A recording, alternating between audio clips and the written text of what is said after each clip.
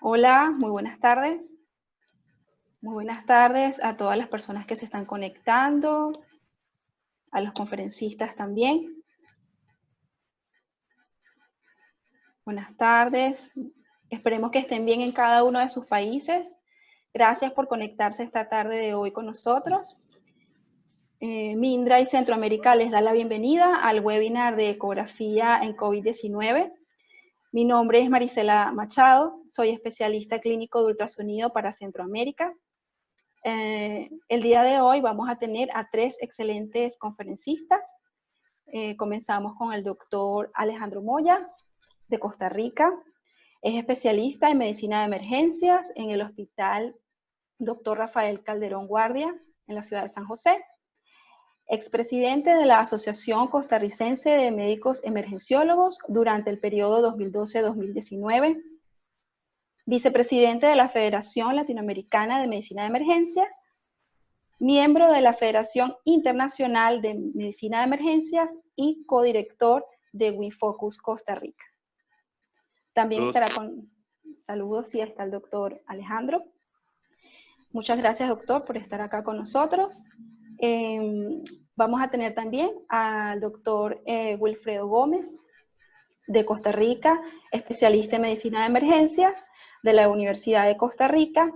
Es directivo del posgrado en medicina de emergencias de la Universidad de Costa Rica y board de representantes costarricenses de la Federación Latinoamericana de Medicina de Emergencias y exdirectivo de ASOCOME. ¿Qué tal? ¿Cómo está, doctor? Sí.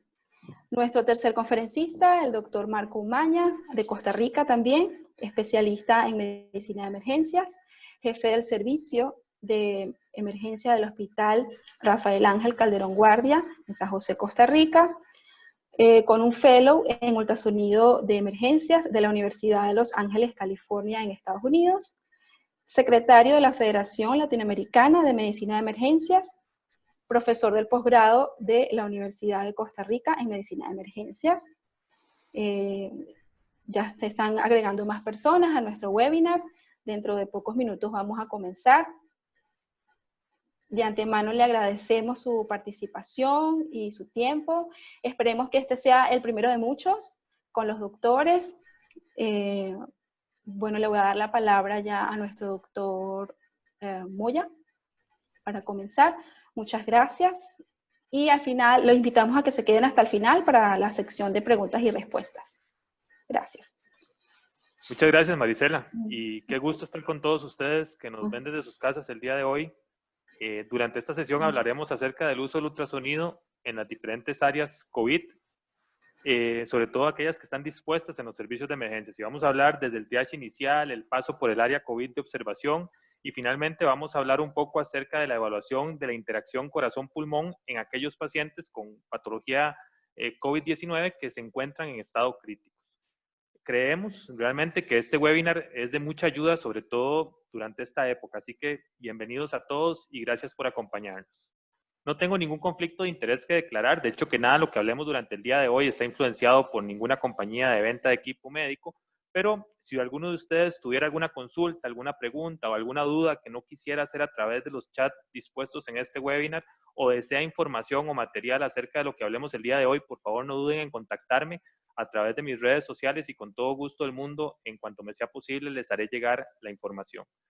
La primera pregunta que tenemos que hacernos cuando nos enfrentamos a un paciente con COVID y queremos realizar un ultrasonido es el por qué queremos utilizar el ultrasonido en este paciente en el cual estamos sospechando la enfermedad.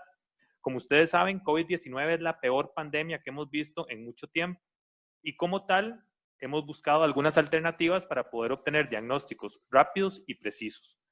Es por eso que muchas personas han incorporado el ultrasonido en el punto de atención como parte fundamental de su práctica clínica con el fin de detectar hallazgos pulmonares en los pacientes que puedan sugerir un curso más agresivo de la enfermedad.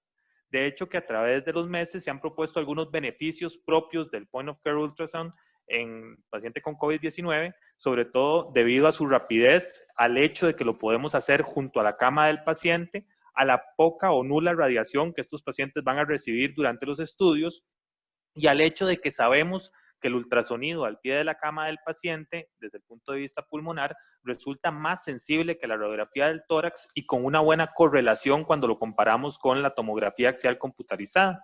Además, es un equipo que es mucho más fácil de desinfectar en comparación con el hecho de tener que trasladar a un paciente dentro de un centro hospitalario para poderle realizar una tomografía.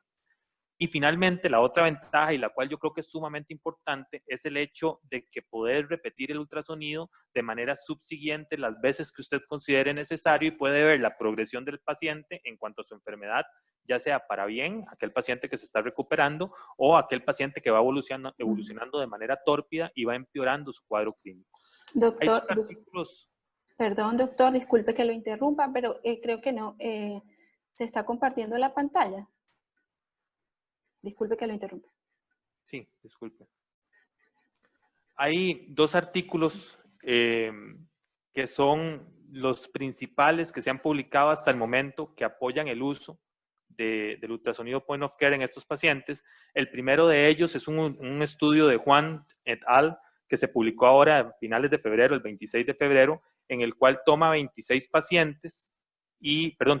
pacientes en los cuales describe los hallazgos ultrasonográficos principales característicos del paciente con COVID-19.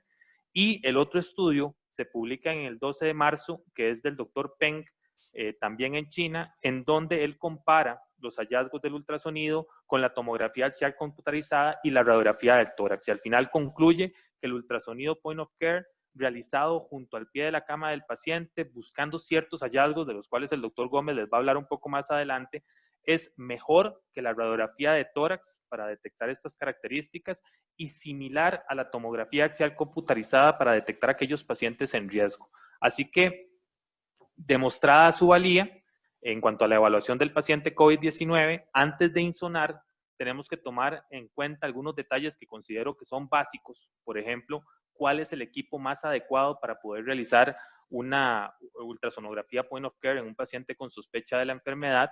Además, cómo debe de manipularse el equipo y cómo debe limpiarse el equipo, que es sumamente importante y precisamente esto es lo que vamos a hablar en los próximos minutos. Mi amigo, el doctor Ricardo Bañuelos Huertas, es un colega mexicano que ha estado trabajando con muchos pacientes que tienen la enfermedad. Nos preguntaba hace unos días, si usted tuviera que escoger o tuviera la posibilidad de escoger entre alguno de estos equipos de ultrasonido, ¿cuál de ellos escogería? Algunos equipos, como ustedes saben, son muy complejos y tienen una gran cantidad de herramientas que son sumamente beneficiosas. Por ejemplo, algunos equipos tienen Doppler pulsado, te da la posibilidad de hacer mediciones. Sin embargo, en la evaluación ultrasonográfica del paciente con COVID-19 en emergencias, tenemos que tomar en cuenta dos aspectos fundamentales. El primero de ellos es que tenemos que mantener el estudio lo más simple posible. Y lo segundo es que debemos escoger aquellos equipos que se puedan movilizar fácilmente a través del sitio que hemos designado para el manejo de estos pacientes y además equipos que nos permitan una limpieza expedita, es decir, un equipo que no requiera gran cantidad de tiempo en su limpieza para poderlo reusar en algún otro paciente. Para poder mantenerlo limpio y poder realizar un adecuado control de infecciones, tenemos que saber escoger cuál es el mejor para lograr no solamente las imágenes que estamos queriendo encontrar, sino también para minimizar el riesgo de infección, ya que es importante que ustedes recuerden que el ultrasonido se convierte en un fomite cada vez que entra en contacto con algún paciente que consideremos sospechoso. Por eso es muy importante que recuerden que entre más perillas y botones tenga el equipo, mucho más difícil va a ser limpiarlo, más difícil va a ser movilizarlo y con ello pues vamos a tener un mayor riesgo de infección dispersando o corriendo el riesgo de dispersar aún más la enfermedad. Así que debido a lo que mencioné anteriormente, este tipo de aparatos, como los que ustedes ven en la imagen, que tienen una gran cantidad de perillas, una gran cantidad de botones, a pesar de que son equipos muy buenos para lograr buenas imágenes, mediciones y lo que ustedes consideren oportuno, a lo mejor no son la opción más adecuada para mantener en una unidad COVID-19 y por el contrario, preferiríamos equipos, ojalá que tuvieran una pantalla táctil, que tengan un tamaño mucho menor, que nos permitan una fácil movilización y además una fácil limpieza. Por eso es que nos gustaría contar con equipos como estos, que permiten una fácil portabilidad, que además son fáciles de proteger, que nos permiten obtener imágenes de calidad y finalmente que sean muy sencillos de limpiar. Esta es una imagen cortesía del doctor Peter Weissman-Heyer en su Twitter, que es este que ustedes pueden ver en la imagen, en donde él nos muestra cómo su transductor de ultrasonido puede ser fácilmente conectado a su teléfono celular o a un teléfono que esté dispuesto específicamente para manejar estos pacientes o a una tableta, con la ventaja de que la tableta se puede cubrir fácilmente en su totalidad y el transductor también se puede cubrir de manera segura para poder realizar el estudio sin mayor riesgo de esparcir la infección a otros pacientes o al mismo operador. Incluso, como ustedes pueden ver, hay algunos otros equipos de ultrasonido que están diseñados con el fin de que sus bases puedan desprenderse para favorecer la portabilidad del equipo y la posterior limpieza, lo cual, como les mencioné previamente, es fundamental.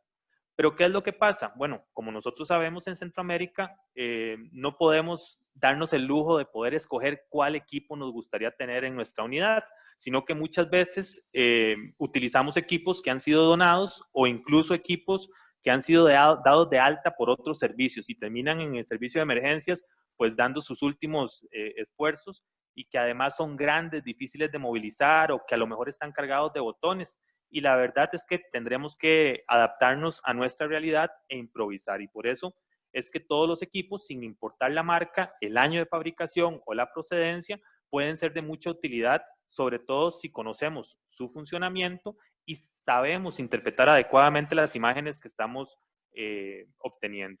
Así como ustedes pueden ver en estas imágenes, hay diferentes formas de cubrir el equipo. Algunos con plásticos livianos, otros incluso han improvisado plástico adhesivo del que se utiliza para envolver alimentos. También se han puesto batas quirúrgicas, campos estériles. Sea cual sea la solución que ustedes encuentren, siempre deben de recordar el principio de obtener la mejor imagen posible para poder interpretar. Así, por ejemplo, si ustedes pueden observar la imagen del centro, van a ver un ultrasonido que está cubierto con un plástico, pero la pregunta sería, ¿este plástico puede interferir o no con la adecuada obtención o la interpretación de la imagen? Probablemente en este escenario sí. Y esto es precisamente lo que tenemos que evitar. Así que no importa cuál sea la forma que ustedes decidan proteger a su equipo, sea con plástico adhesivo, con plástico grueso, con plástico transparente liviano, de la forma que ustedes quieran hacerlo, recuerden que el principio fundamental es no interferir con la buena obtención de la imagen y además recordar que el plástico muchas veces puede limitar el uso del ultrasonido, como por ejemplo cambiar el modo a modo B o cambiar a modo M, aumentar la ganancia, tomar mediciones si fuera necesario o incrementar o disminuir la profundidad. Finalmente, lo último es el transductor y el preset. Cuando vamos a entrar a la unidad de COVID, debemos de llevar el ultrasonido ya listo para realizar la evaluación del pulmón y los transductores deben de estar adecuadamente protegidos y el preset que nosotros vamos a utilizar para poder realizar el estudio debe de haber sido programado previo al ingreso a la unidad. Y aquellos transductores que no van a ser necesarios para el estudio deben de evitarse ingresar a estas áreas y por contrario deben de quedar guardados en un lugar seguro. Algunos equipos, como ustedes saben, son incluso a prueba de agua y pueden rápidamente limpiarse con una solución de agua y cloro o con toallas desinfectantes sin ningún problema, de manera rápida y segura. Así que si nosotros tomamos todas esas previsiones, es probable de que no vayamos a tener mayor problema en poder realizar el estudio sin ninguna complicación y adaptarnos a las necesidades que hemos creado en nuestra unidad. La protección del transductor, como les mencioné, es sumamente importante. Pueden cubrirse con plásticos, con telas, con campos estériles. En algunos escenarios también utilizamos fundas de laparoscopio con bastante éxito. El Tegaderm, en fin, contamos con una gran cantidad de recursos para lograr esto. Y lo más importante es que ustedes recuerden que el equipo nunca debe de quedar desprotegido. Hay muchas opciones, pero eso por eso les mencionaba que los equipos touch son más fáciles de limpiar o sanitizar en comparación con los equipos de botones. Sí es importante también que la persona que realiza la descontaminación del equipo debe de estar cubierta, debe de estar protegida, debe de tener todos los implementos necesarios para evitar la contaminación y los instrumentos, como les mencioné, mientras más portátiles sean, más fáciles son de limpiar. En este video, que es cortesía de Minray, ustedes pueden observar cómo una persona realiza la limpieza del equipo.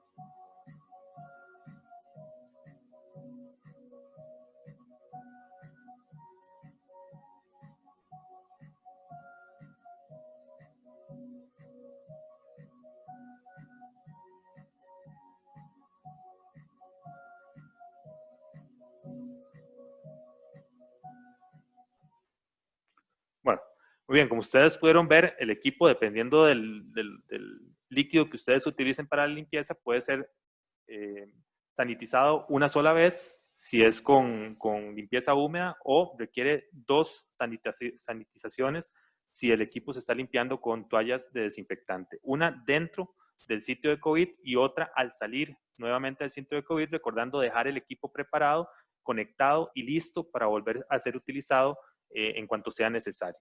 Así que también es importante que recuerden que el tiempo de secado, si es lo que están utilizando, es una limpieza húmeda, es de 2 a 3 minutos. Si utilizan toallas desinfectantes, pues tienen que limpiarlo completamente por todas las partes, tanto anterior, posterior, la parte inferior. Traten de evitar aquellos equipos que calientan el gel y traten de utilizar gel que sea paquete no estéril, que se utilice una única vez, es decir, que se abre el paquetito, se utiliza el ultrasonido y se desecha el resto. Se ha demostrado que el gel de ultrasonido se ha asociado a numerosos brotes, es una forma de transmitir muchas enfermedades y pues en la actualidad lo que recomendamos es que no utilicen la botella completa, sino que utilicen dispensables. Ahora, si por necesidad deben de utilizar la botella completa, traten de no llenar completamente la botella, no mantenerlo caliente el gel y finalmente limpiarlo con toallas desinfectantes una vez que el estudio haya terminado. Hay muchas recomendaciones, de hecho que la gran mayoría de casas de equipo médico que distribuyen ultrasonografía y que se han basado en el ultrasonografía Point of Care han brindado sus recomendaciones en relación a los criterios o a los líquidos que deberían de utilizarse para limpiar los transductores y el equipo de ultrasonido, y como ustedes pueden ver, todas las compañías también tienen se han pronunciado con respecto a cuál es la mejor forma de limpiarlo. Lo pueden revisar, como ustedes pueden observar, en la página de las diferentes compañías. Sí es importante recordarles que no se deben de utilizar soluciones con alcohol para la limpieza de la membrana, ya que esta puede dañar la misma y limitar la vida media del equipo. Por lo tanto, lo más importante es que recuerden que el equipo entra limpio y sale limpio. Esa es la premisa fundamental que ustedes deben de tener en cuenta. ¿Con qué lo van a limpiar? Con lo que tengan disponible. Si son toallas desinfectantes, lo limpian una vez que terminan el estudio dentro del área COVID, y una vez que el equipo sale, nuevamente requiere una segunda limpieza, dejarlo conectado y preparado para el siguiente estudio. Si utilizan desinfección húmeda, entonces colocan la sustancia con la cual van a hacer la desinfección húmeda, lo dejan 2 a 3 minutos y el equipo puede salir y conectarse nuevamente para ser utilizado. Ahora quisiera cederle la pantalla al doctor Wilfredo Gómez para que nos hable un poco acerca de los hallazgos ultrasonográficos en COVID-19. Muy bien, muchas gracias, Alejandro. Vamos nada más acá a hacer un momentito la transición de las muchas cosas que hay que ir aprendiendo ahorita con el COVID.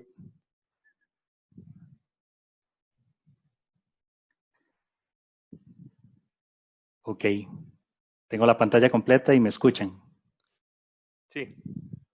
Perfecto. Bueno, buenas tardes. Muchas gracias por acompañarnos el día de hoy. Es realmente un placer para nosotros, pues, compartir con ustedes desde casa. Espero que todos estén seguros y, pues, trabajando con mucho ahínco y con mucho cariño para todos esos pacientes que estamos recibiendo día con día en los servicios de emergencias. Y bueno, me toca hablar un poco de generalidades sobre ultrasonografía en COVID-19 y empezamos. No tengo ningún conflicto de interés, a pesar de que Minray organiza y patrocina este webinar. En ningún momento se nos ha influenciado para mencionar ningún tipo de información específica. Eso es importante para ustedes que lo conozcan a la hora, pues, de interpretar todo lo que nosotros vayamos a mencionar acá el día de hoy. Bueno, ¿qué nos ha traído el SARS-CoV-2 a todos nosotros? Definitivamente, para cada uno de nosotros ha sido una experiencia distinta. Sin embargo, las enseñanzas poco a poco van siendo comunes. Y hablando de ultrasonografía, definitivamente en los servicios de emergencias, en las unidades de hospitalización, en las unidades de cuidado intensivo, nos ha puesto a pensar de forma diferente y nos ha puesto a pensar de forma diferente y sobre la marcha, y es algo muy importante, porque la ultrasonografía como herramienta diagnóstica en patología pulmonar ha evolucionado mucho desde tiempos cuando en el Harrison se mencionaba que el ultrasonido para pulmón no servía, hasta patologías y estudio de patologías como la que estamos viendo el día de hoy. Y es tan así que nosotros hemos tenido que ir aprendiendo sobre la marcha desde todo punto de vista, desde el punto de vista de manejo de vía aérea, desde el punto de vista terapéutico, desde el punto de vista diagnóstico. Y cuando nosotros vemos personas que son expertas en el manejo de vía aérea en este caso, o expertas en el manejo de ultrasonografía por muchos años, hoy en día los estamos viendo dando un paso atrás y retomando técnicas diferentes, tratando de sacar adelante la tarea, la labor que todos nosotros tenemos. Y desde los asistentes más experimentados hasta los asistentes más jóvenes, hemos tenido que ir desarrollando destrezas sobre la marcha. Y el ultrasonido no se escapa de eso. Todos nosotros necesitamos en este momento, dependiendo del flujo y de donde nosotros estemos laborando, agilizar, mejorar la capacidad diagnóstica, pronóstica y de evaluación de los pacientes con sospecha de COVID-19. ¿Y por qué ultrasonografía? Bueno, la ultrasonografía podemos mencionar múltiples ventajas sobre otros estudios de diagnóstico. Vamos a ver, en este momento probablemente uno de los mejores estudios de imágenes para poder identificar, no solamente orientar el diagnóstico de la patología COVID-19, sino también evaluar la evolución clínica, es la tomografía.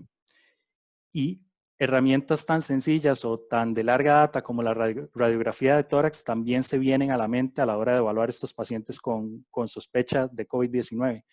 Sin embargo, la radiografía de tórax tiene poca sensibilidad o mala sensibilidad en comparación con otros métodos de diagnóstico como el ultrasonido o la tomografía.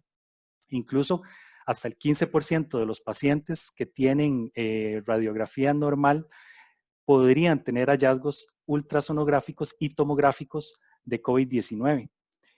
Entonces vean que herramientas que utilizamos desde siempre, probablemente en este momento necesitemos algo mejor para darle una mejor atención y flujo a los pacientes que consultan en nuestros servicios de emergencias. Ventajas del ultrasonido, por ejemplo, sobre la tomografía. Uno es la portabilidad. Usualmente los tomógrafos están en un área bastante remota o alejada. Hay que llevar al paciente hasta el tomógrafo. Hay que hacer la tomografía y después de que el paciente sale del tomógrafo hay que desinfectar y descontaminar el área. No sé cuánto duran en cada uno de sus centros, pero en mi hospital se tarda entre 1 hora y 2 horas para poder realizar eso. ¿Y qué pasa con el trauma de cráneo severo que llega en ese momento? ¿Qué pasa con el paciente que ingresa con un síndrome de motoneurona superior y pensamos que tiene un evento cerebrovascular? Ese paciente necesita un TAC. Y si en ese momento el paciente, la sala está descontaminándose, la atención y los flujos de atención se ven definitivamente se ven distorsionados. Por otro lado, la herramienta del ultrasonido con respecto a la clínica puede darnos datos muy tempranos, incluso antes de que el paciente inicie la sintomatología respiratoria, uno puede encontrar datos incipientes de cambios ultrasonográficos en esta patología en particular. Y bueno, siempre que tenemos un método de diagnóstico, un método adyuvante, siempre ustedes tienen que preguntarse para qué lo quiero, qué es lo que yo necesito y qué pregunta clínica quiero responder. Por un lado, todo lo que hagamos nosotros con la ultrasonografía tiene que estar respaldado y de la mano con una valoración semiológica completa, una valoración epidemiológica completa. Y a la luz de eso, interpretar los hallazgos ultrasonográficos. ¿Para qué necesito yo la ultrasonografía? ¿Será que necesito evaluar el riesgo de un paciente, por ejemplo? ¿Será que necesito evaluar diagnóstico en un paciente con COVID-19 o con sospecha de COVID-19? ¿O será que yo necesito evaluar la severidad de ese paciente? Donde nosotros podríamos eventualmente evaluar cómo va la evolución o cuál es la evolución de los pacientes desde que inicia la sintomatología hasta que posteriormente termina o empieza la recuperación con la valoración ultrasonográfica. Y otra cosa muy importante que ustedes siempre tienen que tener en cuenta es que todos nosotros hemos aprendido y hemos desarrollado el ultrasonido de forma diferente. Cada vez en nuestros países se va desarrollando más y se va implementando con más y mejora en la utilización de los protocolos, y la destreza de cada uno de nosotros va mejorando. Sin embargo, en nuestros países tenemos nosotros que evaluar cómo está posicionado el ultrasonido, porque podríamos tener implicaciones médico-legales a la hora de utilizar el ultrasonido en un lugar que tal vez no esté tan aceptado o que no tengamos la destreza necesaria para realizar las intervenciones ultrasonográficas. Y por otro lado, como todo lo que es COVID-19 en este momento, hay que ser cauteloso. ¿Por qué? Porque la evidencia científica, igual que nuestras destrezas de entrenamiento, van poco a poco desarrollándose. Entonces, no tenemos una evidencia tan robusta como podríamos tener para el uso de ultrasonido en otras patologías, pero poco a poco van apareciendo más casos, más reportes de pacientes con hallazgos ultrasonográficos que nos ayudan a orientar más adecuadamente el diagnóstico de la enfermedad. La ventaja que tenemos en este momento con la ultrasonografía es que poco a poco nos hemos ido dando cuenta que los hallazgos ultrasonográficos son muy compatibles con enfermedades que ya tuvimos previamente, como el MERS o el SARS. Entonces vamos viendo cómo la patología o los hallazgos ultrasonográficos van siendo compatibles, muy similares a los que teníamos en pandemias previas, y entonces podríamos o podemos ir poco a poco consolidando más la evidencia del uso del ultrasonido en los pacientes con sospecha de COVID-19. Algo muy importante, y es algo en lo que vamos a hacer énfasis el día de hoy. Para nosotros poder interpretar los hallazgos ultrasonográficos en un paciente con sospecha de COVID-19, tenemos que tener en nuestra cabeza cuáles son los hallazgos anatomopatológicos desde el punto de vista macroscópico. ¿Qué es lo que nosotros vemos en los pacientes que tenemos con COVID-19? Por un lado, tenemos opacidades periféricas multifocales. Esas opacidades pueden ser o vidrio esmerilado o pueden ser consolidados o pueden ser ambos, ¿ok? Pero aquí hay una palabra importante y es multifocal. O sea, que nosotros tenemos parchados de lesiones o opacidades consolidados o vidrio esmerilado de forma difusa en el pulmón. Por otro lado, los hallazgos radiológicos nos orientan a que la patología involucra ambos pulmones, es bilateral, y ahí ya empezamos a tomar en cuenta algunos aspectos, sobre todo para el diagnóstico diferencial. Por otro lado, es de predominio basal y es basal posterior. De ahí que entonces nosotros empezamos ya a ver cómo se va construyendo dónde y qué nosotros tenemos que ir a buscar con el ultrasonido. Derrame pleural rara vez lo vemos, sí está descrito, sin embargo no es un hallazgo frecuente en los pacientes con COVID-19, y el neumotórax como tal es muy raro, excepto que pues tenga patología pulmonar previa y que básicamente nosotros Con el ultrasonido igual podemos identificar rápidamente el neumotórax, pero no es usual que nosotros encontremos neumotórax en estos pacientes. Ahora, vean esta imagen tomográfica ok, estamos hablando de ultrasonido, pero necesito que ustedes visualicen bien dónde y cómo es que se distribuye la enfermedad. Si ven, hay infiltrados difusos en los dos pulmones y hay predominancia media e inferior. En este caso hay un derrame pleural que es un hallazgo que no es frecuente. Pero entonces si yo en este momento con esa imagen en su cabeza, yo les doy un ultrasonido y les digo, bueno, con este transductor, ¿dónde va a ir a usted a buscar la enfermedad? Entonces probablemente la respuesta va a ser en todo el pulmón. O sea, tiene que ser en todo el pulmón. ¿Por qué? Porque como es parchado, si yo coloco el ultrasonido en una sola zona, puedo perder imágenes que están justo adyacentes a la colocación del transductor.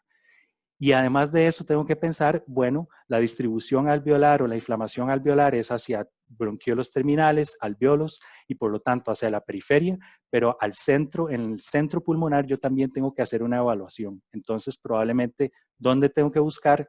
Todo el tórax, ¿qué tengo que escanear? Todo el tórax y además de eso tengo que buscar profundidad y tengo que enfocarme también en las zonas más periféricas del pulmón.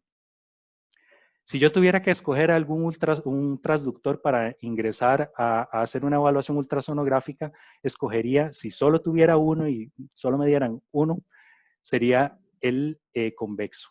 ¿Por qué?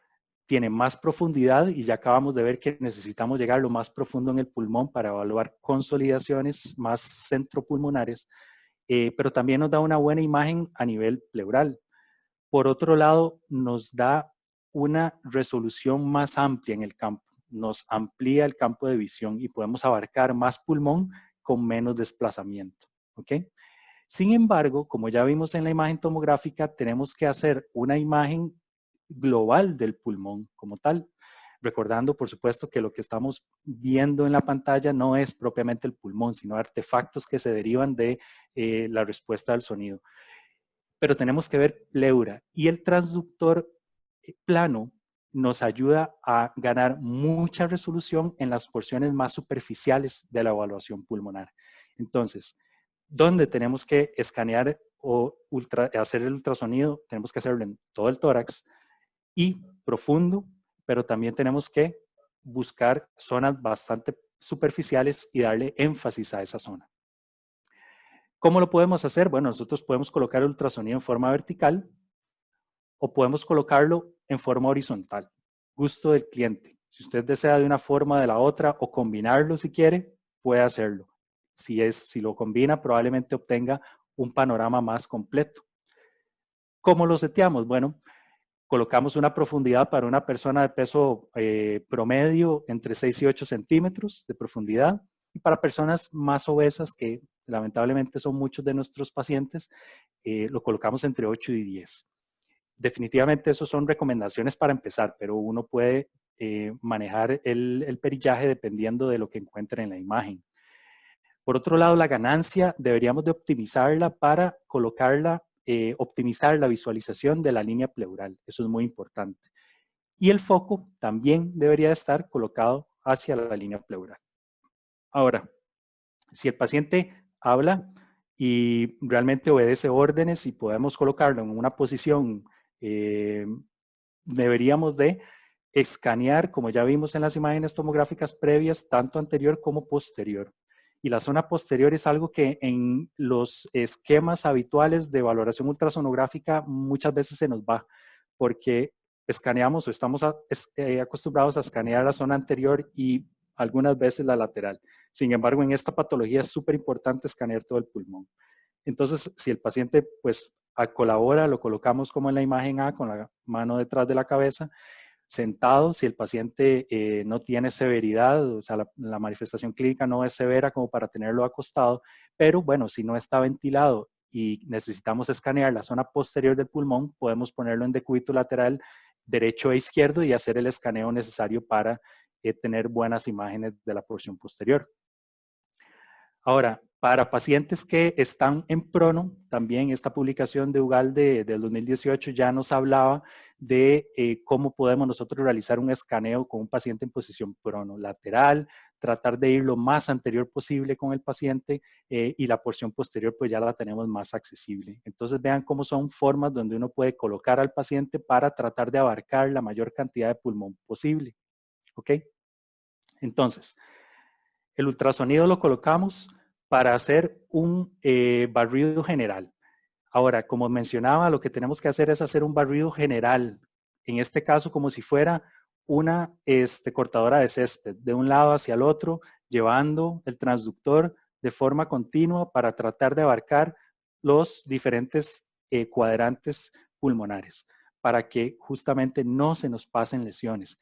Evidentemente esto pues, puede generar un poco de tiempo el realizar un escaneo completo y va a depender mucho de la severidad de la premisa que tengamos para el diagnóstico, pero es importante tener esa premisa en cuenta a la hora de hacer la toma de las imágenes. Esta publicación de Soldati, reciente también, él propone, hace una propuesta para escaneo del pulmón en paciente con COVID-19 y vean que Soldati incluso habla de 6 zonas a nivel posterior. Y vean qué interesante que él pone 1, 2, 3, 4, 5 y 6. Posición 1 es una posición posterior. ¿Y por qué lo hace así? Bueno, para que no se nos olvide que tenemos que escanear la zona posterior del pulmón, porque usualmente, como les digo, escaneamos anterior o lateral y muchas veces se nos pasa. O es pues difícil realmente llevar el ultrasonido, la sonda del transductor de ultrasonido a esa zona, pero es muy importante realizarlo. Zona lateral y la porción anterior con 4 cuadrantes. Ahora, nada está escrito en piedra en COVID-19 y como les he mencionado, poco a poco hemos ido aprendiendo y muchas escuelas pues van haciendo sus recomendaciones, etcétera. Incluso ya de antemano, en esta publicación en 2018 para el uso del ultrasonido, vemos cómo hay 6 zonas, ¿verdad? En lugar de más zonas a la hora de escanear. Pero el punto es que no importa el protocolo que utilice, cuántas zonas utilice, trate en la medida de lo posible de abarcar la mayor cantidad de pulmón posible. Incluso Liechtenstein en el 2008, desde mucho tiempo atrás, en su protocolo Blue, propone 3 zonas y tengamos esto en cuenta a la hora de llevar el ultrasonido al paciente que necesita un escaneo rápido, un triage tal vez, para realizarlo de forma más expedita. Entonces vean que si yo coloco el ultrasonido en una zona anterior, podría no ver hallazgos que están en las zonas posteriores e inferiores. Por lo tanto, yo necesito escanear completamente el tórax para identificar las lesiones que podrían pasarse de otra forma. Ahora, si son 6 o 12, realmente lo importante es que usted abarque bastante tórax a la hora de hacer el estudio. Ventajas que tiene los 12 cuadrantes, que serían 6 izquierdos y 6 derechos, es que usted puede identificar más área. Por otro lado, tiene el impedimento, no impedimento, sino tal vez lo malo es que tiene que durar o usted dura un poco más a la hora de hacer el estudio, pero el punto es justamente abarcar la mayor cantidad de pulmón posible. Eso es para mejorar la sensibilidad del estudio. Muy bien. Ahora, cuando nosotros pensamos ultrasonido en paciente COVID, primero, ¿cómo lo vamos a hacer? ¿Qué transductor vamos a usar? ¿Qué seteo vamos a ponerle a la máquina? ¿Dónde lo vamos a hacer? ¿Qué área vamos a abarcar? Y finalmente, ¿qué vamos a ver? Bueno, es importante recordar la fisiopatología de la enfermedad y en este sentido también se ha ido avanzando poco a poco al respecto. Sin embargo, tanto tomográficamente como ultrasonográficamente, nosotros vemos que los pacientes que tienen menos severidad o que están empezando en la evolución de la enfermedad tienen un pulmón llamado seco o que tiene una buena aireación, o sea, tiene un buen llenado alveolar. Y por el contrario, los pacientes que han evolucionado durante más tiempo y tienen mayor severidad tienen un pulmón llamado húmedo, ¿ok? Y eso es importante tenerlo en cuenta. Paciente con Pulmón seco probablemente tenga una evolución clínica más satisfactoria y una presentación inicial o posterior más más benéfica, digámoslo así. Y pulmón que es húmedo probablemente va a tener una evolución clínica no satisfactoria. Entonces, húmedo, malo, seco, bueno.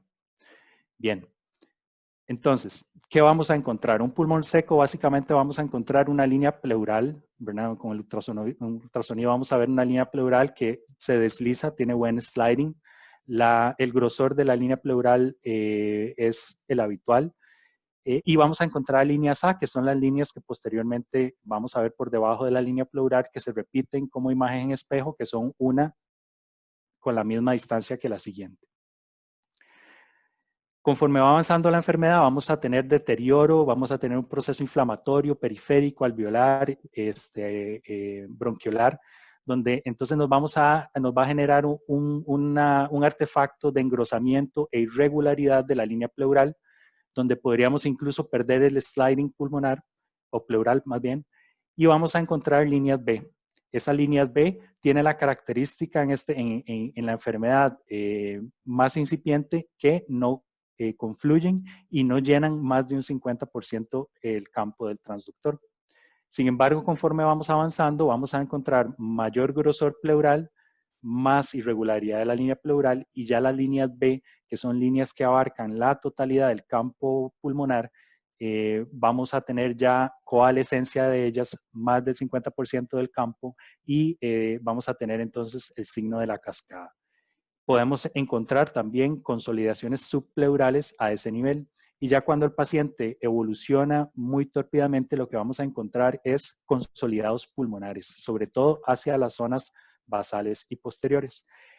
Y vamos a tener o podríamos encontrar derrame pleural, pero como les digo, no es tan frecuente que lo encontremos en el paciente con COVID-19.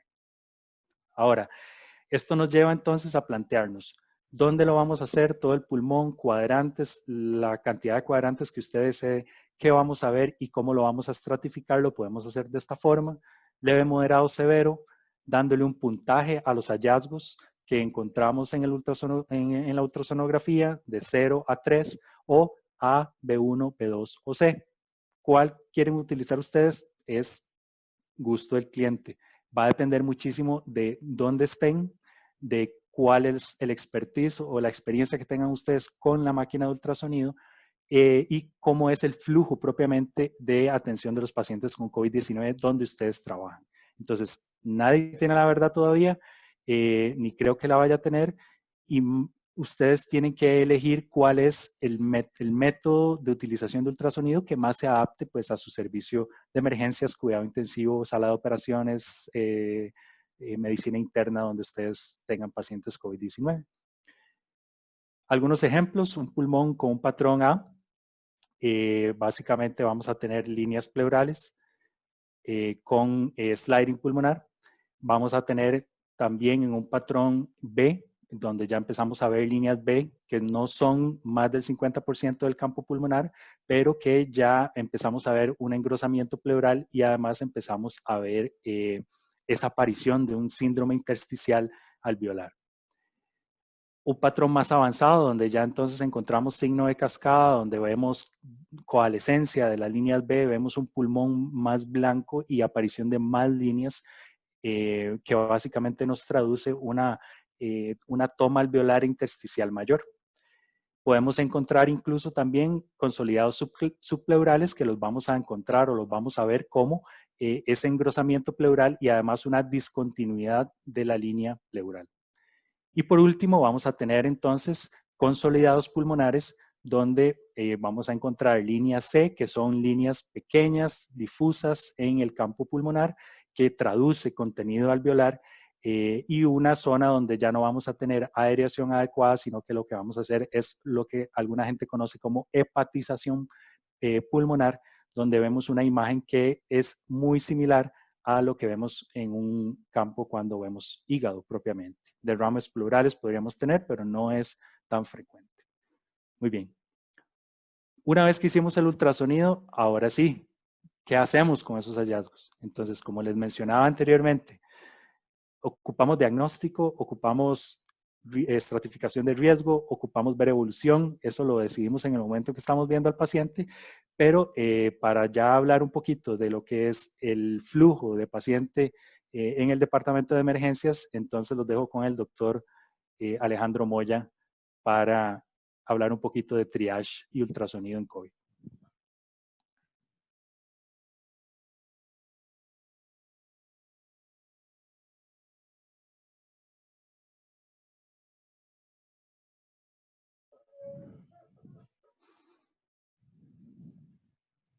Incorporamos esos conocimientos en una herramienta que nos permita realizar un triage rápido del paciente. Como les mencioné previamente, la insonación tiene una sensibilidad y especificidad muy superior a la clínica e incluso a la radiografía de tórax para detectar tanto el derrame pleural como para la consolidación y finalmente para los síndromes alveolo-intersticiales. De hecho, que si ustedes observan esta diapositiva, van a poder encontrar una comparación entre la sensibilidad, la especificidad y la precisión diagnóstica de la auscultación, la radiografía y la insonación. Y vean ustedes cómo la ultrasonografía al pie de la cama del paciente es mucho más sensible, mucho más específica y con una precisión diagnóstica mayor cuando lo comparamos con las otras herramientas que normalmente nosotros utilizamos para evaluar a nuestros pacientes. Así que partimos del hecho de que es una herramienta muy útil, es una herramienta que te da muchísima información, que te permite realizar diagnósticos incluso antes de que el paciente inicie con una clínica más severa y que utilizado en una zona de triage nos puede brindar mucha información en relación a qué podemos o qué disposición podemos tomar con este paciente. Tal y como lo mencionaba el doctor Gómez, pues básicamente vamos a pasar en estos pacientes desde un patrón de tipo A, es un patrón en donde es considerado un pulmón seco, en donde el paciente probablemente no asocia una clínica respiratoria o pulmonar importante, hasta un patrón C, en donde ya hablamos de criterios de severidad, en donde hay una pleura que está sumamente engrosada, que es irregular, que además tiene una gran cantidad de líneas B que salen de ella y que además se asocia a la presencia de consolidados y en etapas más avanzadas, que no es lo común, la presencia de derrame pleural. Pero entonces partimos del hecho de que usted podría encontrar en un paciente con la enfermedad diferentes patrones que van desde un pulmón seco, en donde el paciente probablemente no va a tener mayores hallazgos de artefactos pulmonares, un pulmón en donde va a empezar a tener cambios significativos con engrosamiento de la pleura, con aparición de líneas B que no son confluentes, son coalescentes, y posteriormente un patrón que yo he llamado, o que alguna gente llama patrón B+ o patrón B+, que significa tener líneas B que ya son confluentes entre ellas, que forman lo que ustedes conocen como el signo de la cascada, para que finalmente tengamos una pleura totalmente discontinua, irregular, con consolidaciones subpleurales y la aparición de broncograma aéreo, derrame pleural y lo que ustedes consideren oportuno encontrar en ese paciente. Pero quizá lo más importante es que recuerden que conforme el patrón va cambiando, la severidad de la enfermedad pulmonar va a ser mayor y probablemente la necesidad de una hospitalización o incluso un ingreso a la unidad de cuidados intensivos puede ser necesaria. Así que si ustedes recuerdan, no me voy a detener mucho en esto, pero si recuerdan la propuesta de evolución de la enfermedad y uniéndole los estados de presentación pulmonar y los tipos de pulmón fenotípicamente hablando, según Gattignoni, de LIH, aunque también eso es controversial como todo lo de COVID, podemos decir que en esta fase 1, que es la fase temprana o la infección precoz, que generalmente se va a dar en los primeros días de evolución de la enfermedad, no más allá del día 3 a 5, estos pacientes probablemente no van a tener una gran sintomatología pulmonar, sino que lo que van a tener son todas las demás características propias de la enfermedad, pero una vez que el paciente sobrepase ese periodo, día 3, día 4 o día 5, va a empezar a minimizarse la fase de respuesta viral y va a empezar una fase de respuesta inmunológica. Y en esta fase de respuesta inmunológica, como ustedes pueden ver en esta flecha roja, en este pico de la fase de respuesta inmunológica es cuando el paciente empieza a presentar cambios a nivel pulmonar que uno podría detectar de manera temprana con el ultrasonido, incluso antes de que estos pacientes empiecen a tener repercusiones en la oxigenación importantes que ameriten por ejemplo, que el paciente requiera un internamiento de emergencia o asegurar la vía aérea o ventilación mecánica. Así que si ustedes me preguntan cuál sería el mejor momento para ustedes utilizar el ultrasonido en un paciente con la enfermedad, probablemente yo lo haría en la fase de pico de respuesta inmune, que es más o menos entre el día 3 y el día 5. Si lo hacemos antes, probablemente vamos a encontrar un pulmón en patrón A que no predice la evolución clínica de la enfermedad. Si lo hacemos después, probablemente la sensibilidad va a aumentar en ese contexto. Así que, como les mencioné, lo que vamos a buscar en estos pacientes son patrones de comportamiento de la insonación pulmonar, pasando desde un patrón A, en donde probablemente nos va a generar cierta seguridad en que este paciente no se encuentra en una condición grave, a un patrón B inicial, en donde vamos a empezar a ver líneas B coalescentes, a un patrón B+ o B+, como ustedes quieran llamarlo, en donde la severidad empieza a aumentar, ya vamos a ver signo de la cascada, ya vamos a ver engrosamiento pleural, irregularidades pleurales, a un patrón final de consolidados subpleurales, derrame pleural y líneas B confluentes. Cuando nosotros ponemos todo esto en un esquema de triage, recuerden que el triage es un proceso rápido de selección, y para poder hacer un triage oportuno necesitamos utilizar la menor cantidad de herramientas disponibles que nos permitan tomar una decisión adecuada, y es por eso que diferentes reportes han apoyado el uso de la historia clínica, la pulsioximetría y el ultrasonido para la toma de decisiones. Y esto ha demostrado tener una muy buena sensibilidad y especificidad para identificar aquellos pacientes que no tienen enfermedad severa y los que por otro lado podrían presentar una enfermedad crítica, que en este caso estaríamos hablando del fenotipo H de Gattignoni.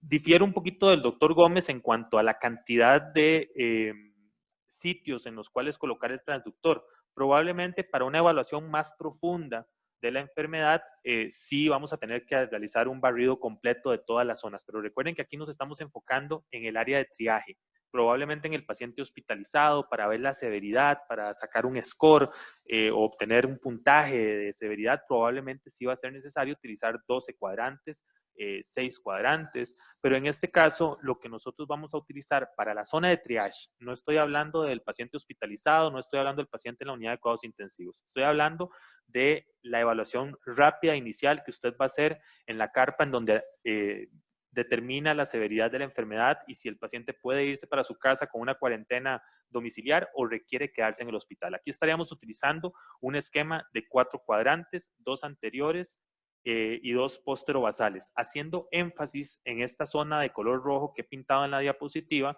que es la zona de posterobasal, en donde la gran mayoría de hallazgos de estos pacientes van a ser más visibles y por ende es la zona que nos interesa insonar de manera oportuna.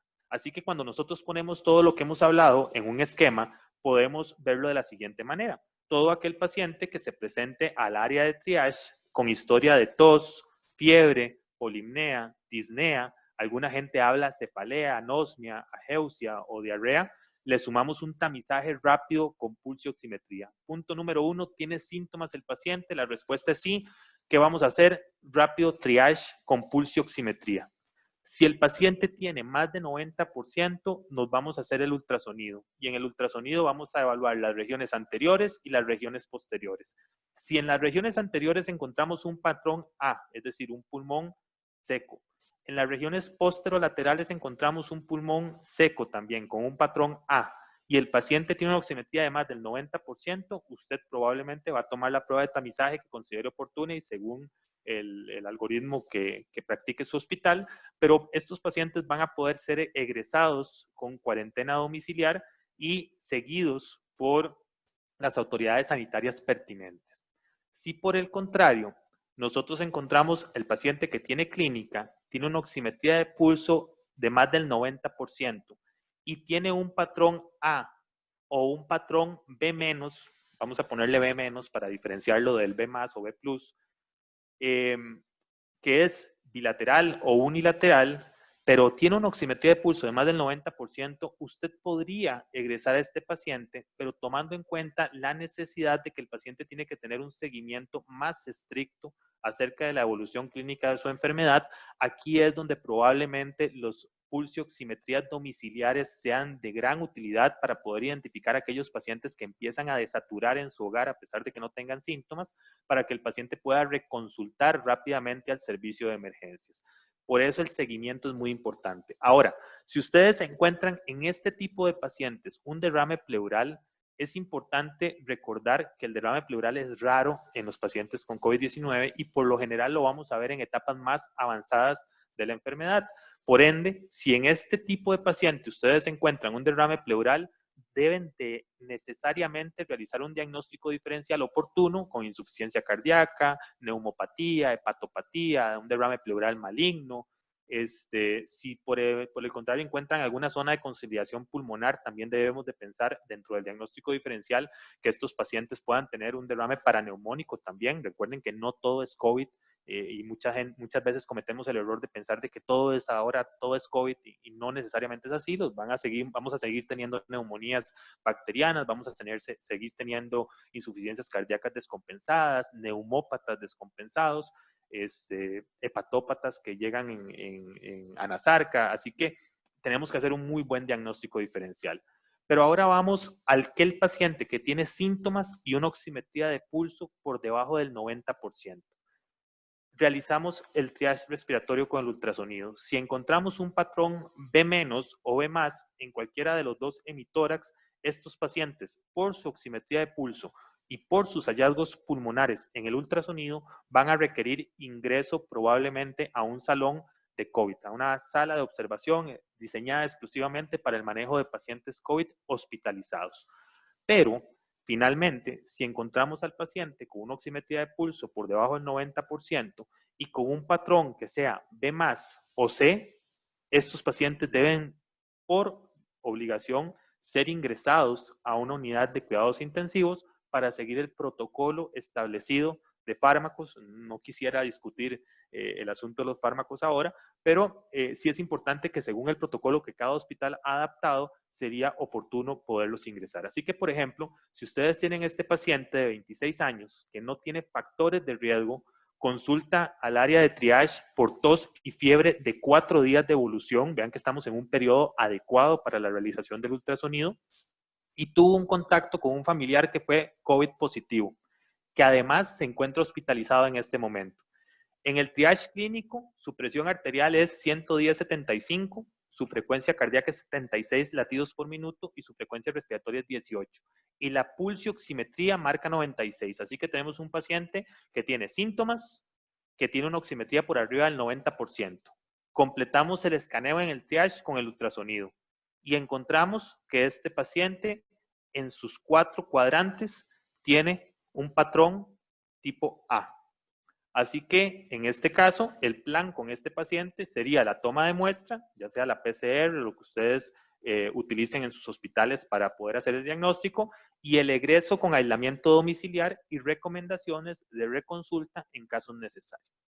Este segundo paciente que ustedes ven acá es un paciente de 34 años hipertenso que consulta al área de triage por tos y fiebre de 6 días de evolución. Además, tiene anosmia. No ha tenido contacto directo con algún paciente COVID positivo, pero no ha guardado adecuadamente las medidas de aislamiento social. Cuando se hace el triage, inicialmente su presión arterial es 128/85, tiene una frecuencia cardíaca de 82, una frecuencia respiratoria de 18, pero nuevamente tenemos un paciente con una pulsioximetría que nos marca más del 93%. En el triage ultrasonográfico vamos a encontrar un patrón A en la región anterior y un patrón B- en la región posterior o posterobasal. En este caso es un paciente que podría egresarse siempre y cuando tengamos la posibilidad de realizarle un seguimiento domiciliar o que el paciente esté en el entendido y tenga la capacidad de reconsultar rápidamente nuevamente al servicio de emergencias si su condición empeorara en las siguientes horas o días. Y sobre todo la necesidad, si fuera posible, de que este paciente en su hogar pueda realizarse pulsioximetrías seriadas para determinar el momento en el cual esa saturación de oxígeno cae por debajo del 90% y es necesario que el paciente vuelva a consultar nuevamente en el servicio de emergencias. Otro paciente, 46 años, hipertenso, diabético, que consulta al área de triage por tos, fiebre y 8 días de evolución. Así que tenemos ya un paciente que no solamente tiene síntomas, sino que además tiene una evolución un poco más larga de la enfermedad y tiene factores de riesgo. Tiene dos de los principales factores de riesgo para la enfermedad, que es hipertensión y diabetes. No ha tenido contacto directo con ningún paciente que haya sido COVID positivo, pero en su triage, el paciente tiene una presión arterial de 138/85, una frecuencia cardíaca de 92 y una frecuencia respiratoria de 26. La oximetría de pulso en este caso ya es 86%. En el triage, lo que encontramos es un patrón con un B- en las regiones anteriores y un B+ en las regiones posterobasales. Indudablemente, este paciente va a tener que ser ingresado a salón debido al gran componente infiltrativo intersticial que estamos observando en él. Y si bien es cierto, el ultrasonido no nos da el diagnóstico, recuerden que el fin por el cual nosotros utilizamos el ultrasonido en estos pacientes no es para diagnosticar COVID-19, pero sí podemos discernir cuál paciente podría tener la enfermedad y cuál paciente podría tener un compromiso o una evolución clínica tórpida, incluso antes de que el paciente empeore, por estas imágenes que ustedes están observando en la pantalla y que probablemente lo lleven a usted como clínico a solicitar una serie de estudios adicionales como marcadores inflamatorios, dímero D, fibrinógeno, para poder estratificar la severidad y tomar decisiones. Además, recuerden que estos pacientes podrían beneficiarse de terapias tempranas de ventilación despierta, como por ejemplo el prono despierto, supervisado para tratar de mejorar la oxigenación, también el uso de ventilación no invasiva o cánulas de alto flujo. Así que finalmente tenemos un paciente de 66 años, hipertenso, obeso, diabético, que consulta al área de triage por tos y fiebre de 8 días de evolución también. Hoy sus familiares lo encontraron desorientado y decaído. No ha tenido contacto con ningún paciente COVID positivo y sus signos vitales en el área de triage son 110/50, que para un paciente hipertenso es un signo vital que no nos gusta de primera entrada, una frecuencia cardíaca de 105 en un adulto mayor y una frecuencia respiratoria de 26 y una oximetría de pulso que nos marca un 86%. Le realizamos el ultrasonido y lo que encontramos en este paciente es la presencia de patrones B+ y consolidaciones en las regiones basales. Así que es un paciente que no solamente tiene que ser ingresado, sino que además debe dirigirse inmediatamente a una unidad de cuidados intensivos y iniciar las terapias de inmunomodulación necesarias o aquellas que consideremos oportunas, junto con el prono temprano y, si fuera necesario, la ventilación mecánica invasiva. Así que si ustedes observan este triage respiratorio, es muy sencillo de realizar, utiliza los hallazgos descritos por el doctor Gómez de una manera muy práctica, de una manera muy rápida, y lo podemos incorporar no solamente a lo que estamos viendo por la historia clínica del paciente, sino también a otro aspecto que es muy importante en la estratificación del riesgo de los pacientes COVID-19, que es la pulsioximetría. Ahora quisiera cederle la pantalla al doctor Marco Umaña para que cerremos este webinar con el último tema del día de hoy.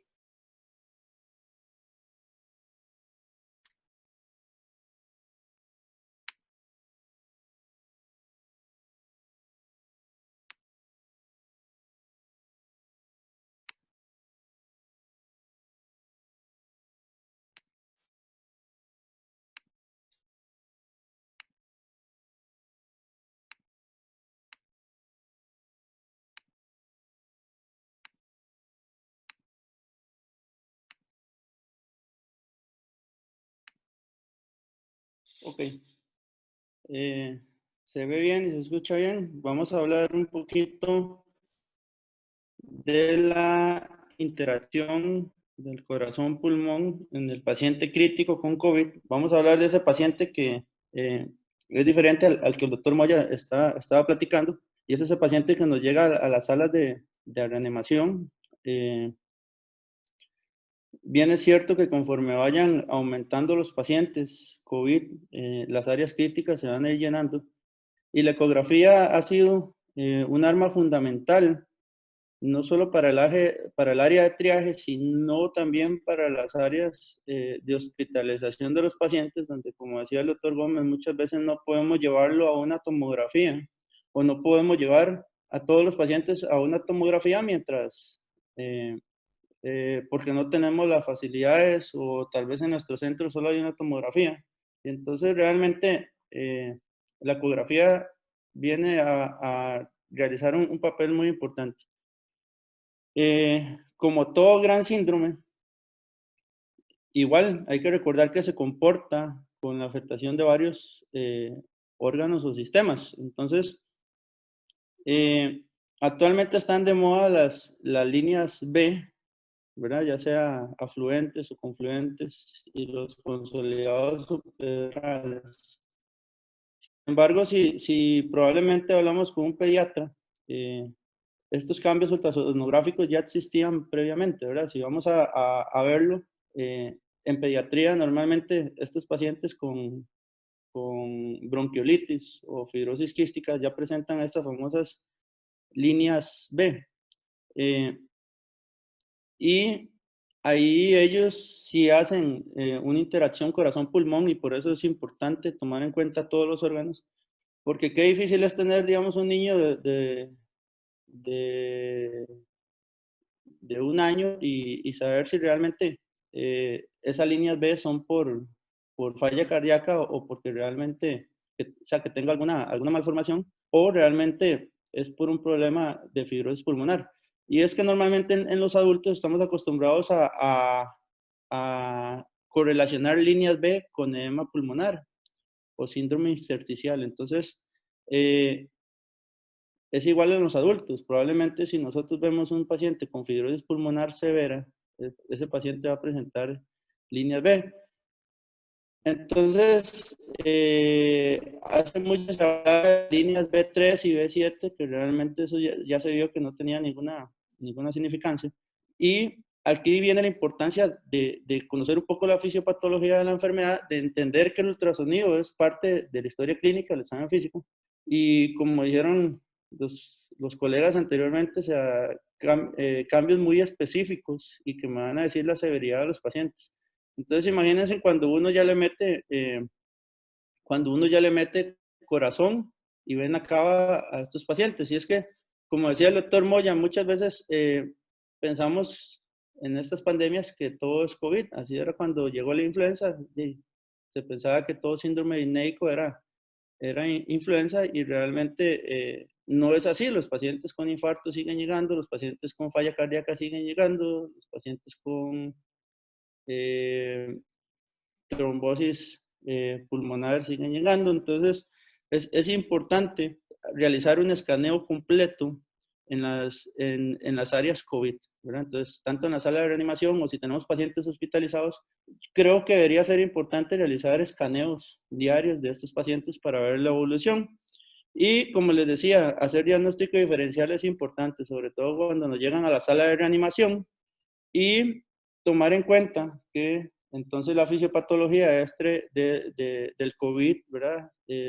Va a haber una activación de macrófagos con un síndrome inflamatorio citoquínico y al final esto también va a producir, se comporta un poco como la distribución que hace la sepsis y también hace trombos o formación de trombos en grandes órganos, no solo en la microcirculación, sino que también se ha visto que en la macrocirculación. Entonces, ahí es donde es importante poner el funcionamiento del corazón y hacer un escaneo rápido. Como les dije anteriormente, debe instruirse que el escaneo no solo vamos a ver las áreas que los colegas dijeron, sino que también hacer un escaneo rápido del corazón y de por lo menos la vena cava para ver si esta colapsa o no colapsa. Ya si queremos hacer algo más a nivel cardíaco, como medición de VTI y de gasto cardíaco, ya eso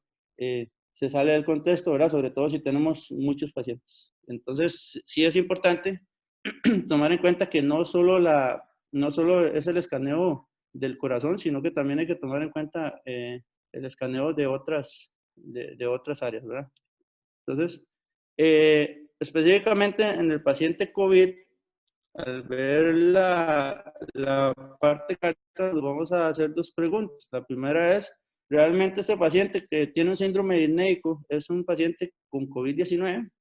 O ya cuando estamos en salones de hospitalización, este paciente que sigue mal, que no mejora, tiene alguna complicación de COVID. Y hay que tomar en cuenta que, como dijo el doctor Moya y el doctor Gómez, conforme van aumentando los consolidados subpleurales y las líneas B van aumentando, entonces realmente ese paciente está peor. Pero también hay que tomar en cuenta que también hacen otro tipo de complicaciones que pueden agravar el cuadro y no solamente a nivel pulmonar. Entonces, esas son las dos preguntas que nos debemos hacer. La primera es, sobre todo en la sala de reanimación, y la segunda cuando ya estoy tratando los pacientes a nivel de hospitalización o en las áreas COVID, ¿verdad? Entonces, creo que la gran diferencia, la famosa líneas B, ¿verdad? La gran diferencia y el síndrome a descartar o el síndrome que compite con el COVID hoy en día, el síndrome disneico ¿es COVID o es una insuficiencia cardíaca? Sobre todo en ese paciente que ya es cardiópata, que ya es hipertenso. Entonces, la pregunta que se debe hacer uno, realmente importante la clínica siempre, importante el examen físico y el ultrasonido nos va a ayudar. Entonces, esas líneas B realmente son por COVID o son por falla cardíaca y ahí es donde tenemos que hacer la diferencia con el escaneo no solo de pulmón, sino que también de corazón y de otras áreas. Entonces, con respecto al corazón, por ejemplo, no es lo mismo ver líneas B con consolidados subpleurales y un corazón como el de la izquierda de la pantalla, que es un corazón con una contractilidad que se puede decir que está adecuada, una contractilidad global adecuada. Entonces, digamos que si nos llega una paciente saturando 85%, con una frecuencia cardíaca respiratoria elevada y tenemos este corazón, probablemente nos vayamos más sobre COVID, pero vean el otro corazón, realmente un corazón totalmente dilatado, con una contractilidad global disminuida, inclusive vean cómo tiene a nivel de cámaras derechas ya áreas de reflujo y también en las cámaras izquierdas, ¿verdad?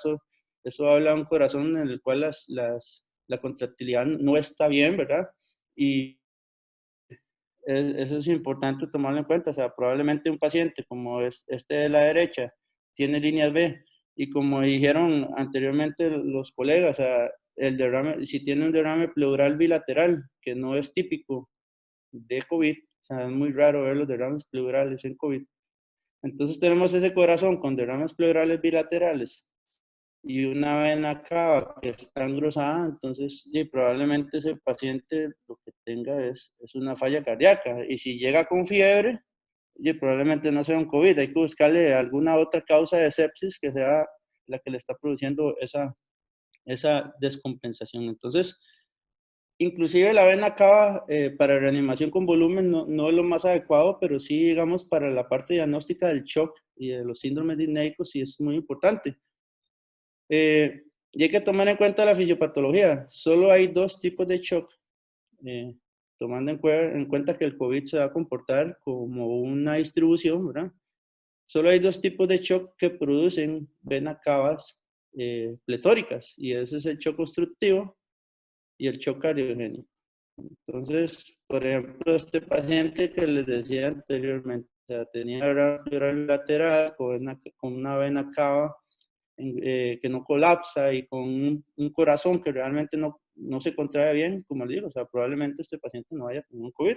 Pero ahora veamos este paciente, o sea, este paciente, vean ese corazón, tiene un corazón que está hipercontráctil, con un kissing wall, ¿verdad? O sea, es un paciente que ocupa volumen, probablemente esté haciendo redistribución, una vena cava que colapsa, probablemente vamos a las vasos pulmonares y tiene unas vasos pulmonares secas, y como decían los colegas anteriormente, o sea, usted empieza a ver líneas B y consolidados subpleurales, que los consolidados subpleurales son típicos de las enfermedades pulmonares. Usted no va a tener consolidados pulmonares en enfermedades cardíacas. Y bueno, si es un niño, está más difícil porque hay que hacer diagnóstico diferencial con bronquiolitis y con otras patologías. Sin embargo, en el adulto es un poquito más fácil, ¿verdad? Como decía el doctor Gómez y el doctor Moya, si ya usted empieza a ver muchos consolidados y va pasando un síndrome intersticial, ya uno al violar con estas imágenes, bueno, ya y la clínica del paciente, es un paciente que que probablemente ya sí sea un COVID, ¿verdad? Entonces, es importante tomar en cuenta que la integración debe ser multifocal. Y la otra pregunta que nos debemos hacer, ¿verdad? Es si estamos ante las complicaciones del COVID. Entonces, si bien es cierto, es poco frecuente, y realmente cuando un paciente llega a tener esto, probablemente tiene una tormenta citoquímica de esas difícil de tratar, que va a terminar en UCI con aféresis, con esteroides, con anticoagulación. Inclusive muchas veces cuando ya llegan a hacer este tipo de imágenes, son pacientes que ya son bastante complicados, ¿verdad? Porque aparte del COVID y de sus cambios pulmonares están teniendo esto. Pero sí, por ejemplo, vean estas imágenes, hay pacientes, está escrito que hay pacientes que hacen formación de trombos en grandes áreas, no solo a nivel de las arterias pulmonares, también se han visto trombos ilíacos, trombos a nivel de las cavas, y por eso es que el escaneo debe ser completo. Yo creo que un escaneo completo es lo primordial en estos pacientes. Entonces, vean si se ha descrito estos pacientes, ¿verdad? Ya son pacientes con crecimiento de cámaras derechas, con imagen de la derecha como un D-shape, ¿verdad? Que ya esos son imágenes que hablan de crecimiento de cámaras derechas con hipertensión pulmonar y falla ventricular derecha, ¿verdad? Entonces, si bien recuerdan las autopsias que hicieron los italianos, que fueron los primeros que realmente hicieron autopsias en este tipo de pacientes, se describía la formación de grandes trombos en estos pacientes. Entonces, qué difícil porque tenemos un paciente que probablemente esté pronado, probablemente esté con aféresis, probablemente esté en una unidad de cuidados intensivos y no sale esto, ¿verdad? O sea, tomar la decisión de este paciente hay que trombolizarlo. Tiene COVID y tiene falla ventricular derecha. Entonces, este tipo de complicaciones hacen los pacientes COVID por el síndrome macrofagocítico que hacen, que esto los lleva a tener trombosis en otras áreas, ¿verdad? Entonces, es importante no solo quedarse con la parte pulmonar, sino que si ustedes vieron las imágenes, si ahí había debate si debemos cubrir o no cubrir y si realmente tenemos una máquina o no. El uso de la máquina de ultrasonido, de la ecografía, es fundamental no solo para el triaje, sino que también para la pasada de visita en las áreas COVID para tomar decisiones si el paciente va mejorando, si el paciente va a ir empeorando, si el paciente tiene complicaciones, ¿verdad? Es una herramienta que realmente tenemos que utilizar a diario y a la cama del paciente. Y la otra complicación es la miocarditis. Realmente en pacientes muy severos, ya con antecedentes de cardiopatía, se han visto las miocarditis. Entonces, digamos, si ya un paciente llega a tener esta imagen con líneas B, ahí sí se las pongo difícil, porque es muy difícil saber si realmente el paciente, si ya era cardiópata de base, si tiene esto por falla cardíaca o si es por el COVID, ¿verdad? O sea, los dos se van a comportar en la parte de las imágenes, igual, o sea, vamos a tener las mismas imágenes. Probablemente, si este paciente con COVID positivo tiene ese corazón, este sí fijo va a tener derrames pleurales, aunque no sea lo más frecuente, ¿verdad? Pero sí se puede, como dijo el doctor Gómez, o sea, sí puede tenerse y va a depender del tipo de paciente que tengamos. Entonces, esa es la importancia de hacer una ecografía multifocal, enfocada hacia un síndrome, y conocer la fisiopatología y los cambios ultrasonográficos que van a tener los diferentes tipos de choque y los diferentes síndromes, dependiendo de lo que veamos, ¿verdad? Y como les digo, o sea, eso es lo interesante y lo apasionante de poder utilizar esta herramienta que creo que ha salvado muchísimas vidas y con COVID creo que ha sido una herramienta fundamental. O sea, ustedes no ven probablemente estudios de radiografía de tórax, sino que más bien es una era en la que se habla de la ecografía.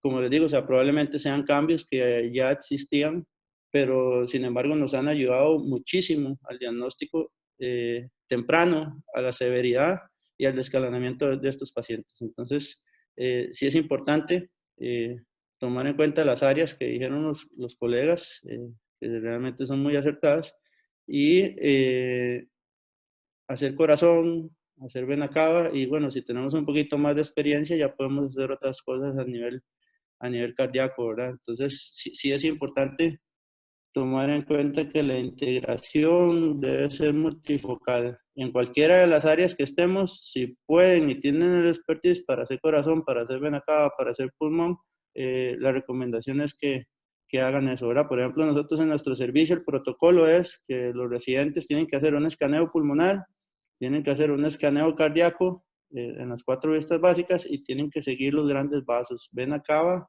aorta, ¿verdad? Para ver que no tengamos la formación de macrotrombos. Entonces, realmente para nosotros es un honor poder compartir un poco de la experiencia que hemos tenido con respecto a la parte ultrasonográfica y agradecer a Mindre, ¿verdad? Que nos ha dado la oportunidad de estar aquí. Y les recuerdo visitar la página de Resuscitation, que realmente ahí tenemos algunas otras charlas sobre COVID para los que les interesa este tema. De mi parte, muchísimas gracias.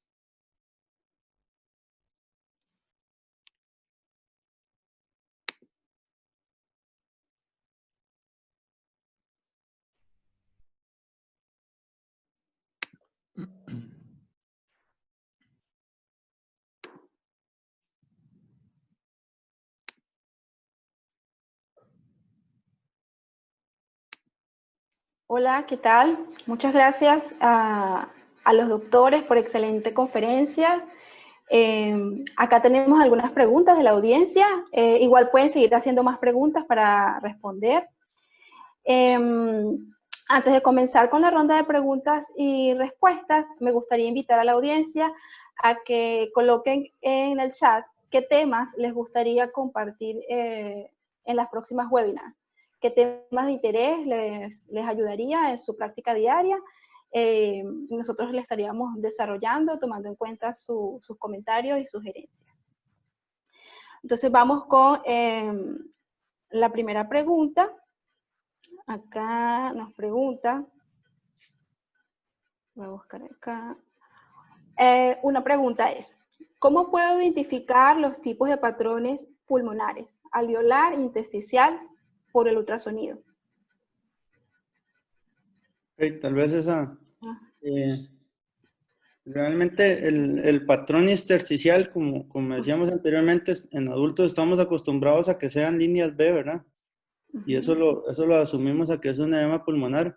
Ya en tiempos de COVID, sabemos que el patrón, dependiendo del síndrome o la fisiopatología que tenemos, si es L o H, algunos pacientes van a hacer más fibrosis pulmonar y otros se van a comportar más como un síndrome de estrés respiratorio, más húmedo.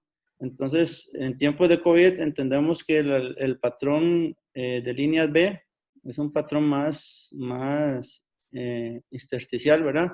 Que corresponde tanto a la parte de edema pulmonar como a la parte de fibrosis pulmonar.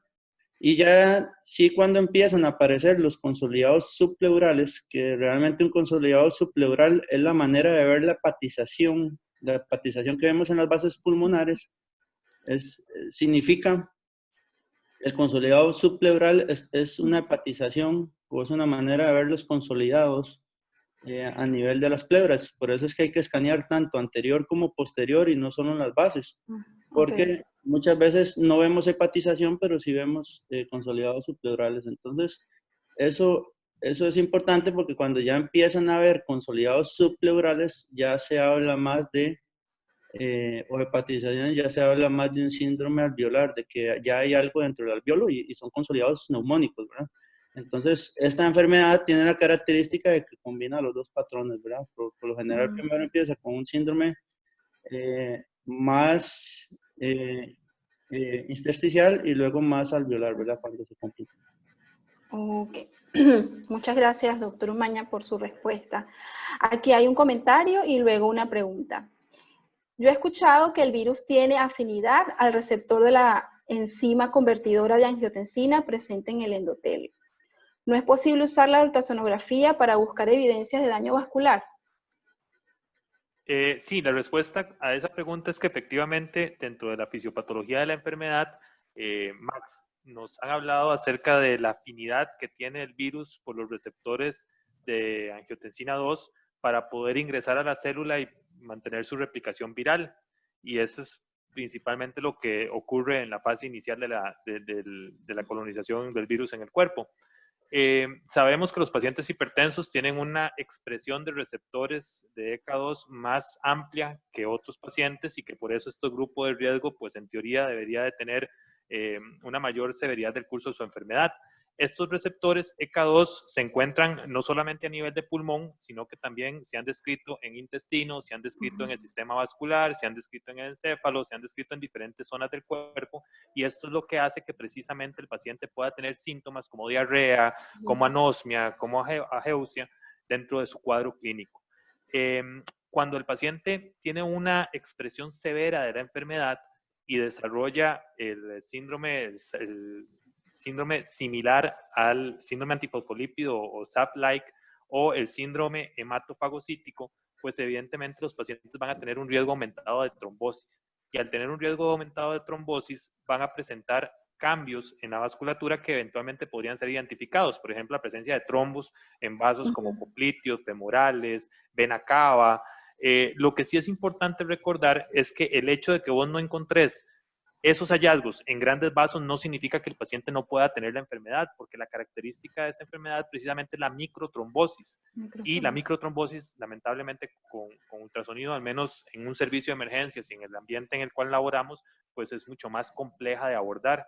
Ahora, si te encontrás un paciente que le hiciste ultrasonido de vasos de miembro inferior o le hiciste vena cava y encontraste un trombo, pues sí corre o si tienes la posibilidad de hacerlo mediante el ultrasonido, pero el hecho de no encontrarlo no significa en un paciente críticamente enfermo que no tenga la enfermedad, y por eso es que muchos de estos pacientes se anticoagulan de manera temprana, a pesar de que no hay una evidencia clara de que exista trombosis, únicamente con la elevación importante del dímero D que ellos presentan. Okay. Nada más para completar un poquito esa respuesta de Alejandro también, a nivel pulmonar podemos hacer ultrasonido Doppler, y en las zonas donde ya empieza a haber síndrome intersticial y más aún cuando hay consolidación, el flujo Doppler en esas zonas disminuye, que puede estar en relación a la vasculatura siendo reemplazada por propiamente el proceso inflamatorio, como también a trombosis más distal.